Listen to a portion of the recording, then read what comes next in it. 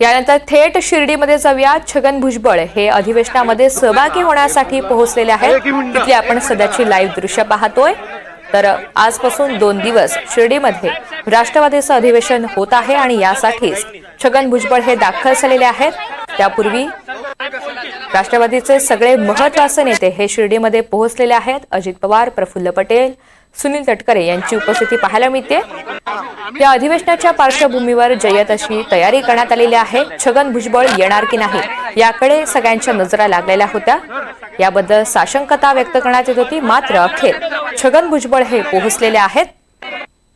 दरम्यान संपूर्ण नाराजी नाट्यानंतर छगन भुजबळ आणि अजित पवार हे या अधिवेशनाच्या निमित्तानं आमने सामने येणार आहेत। त्यामुळे नेमकं काय घडतं हे पाहणं सुद्धा तितकंच महत्त्वाचं असेल। राष्ट्रवादीची पुढची दिशा या अधिवेशनामध्ये ठरवली जाणार आहे। आगामी पालिका निवडणुकांच्या अनुषंगाने सुद्धा काय निर्णय होतो हे पाहावं लागेल।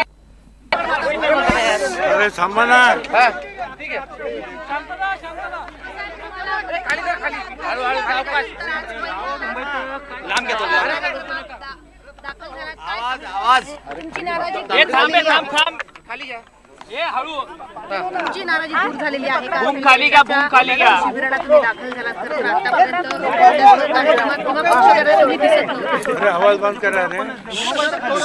आवाज कमी करा।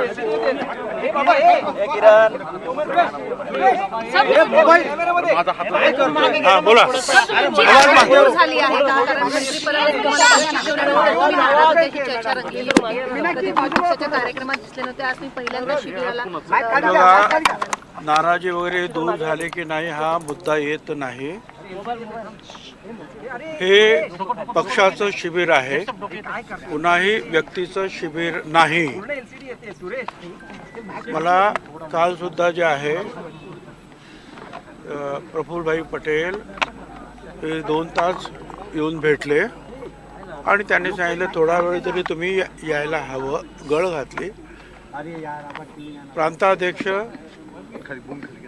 तटकरे यांनी सुद्धा फोन करून सांगितले तुम्ही थोडा वेळ तरी यायला पाहिजे, म्हणून मी आलेलो आहे।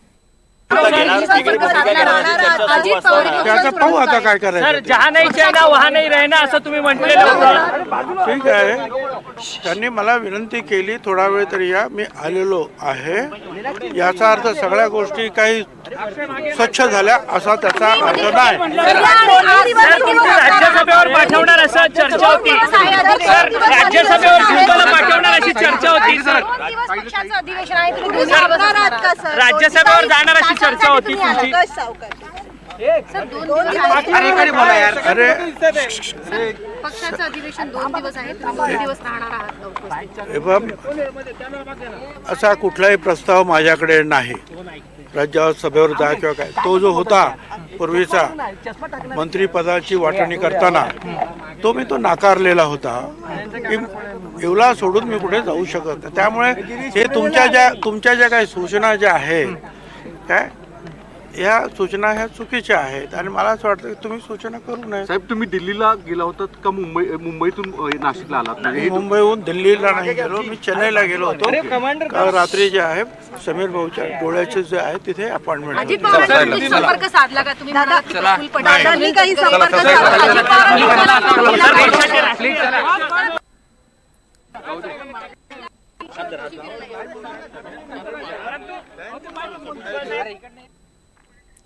तर नाराजी दूर झाल्याचा प्रश्न नाही। तटकरे आणि पटेलांना त्यांनी विनंती केली म्हणून मी या ठिकाणी आलेलो आहे असं छगन भुजबळ यांनी म्हटलेलं आहे।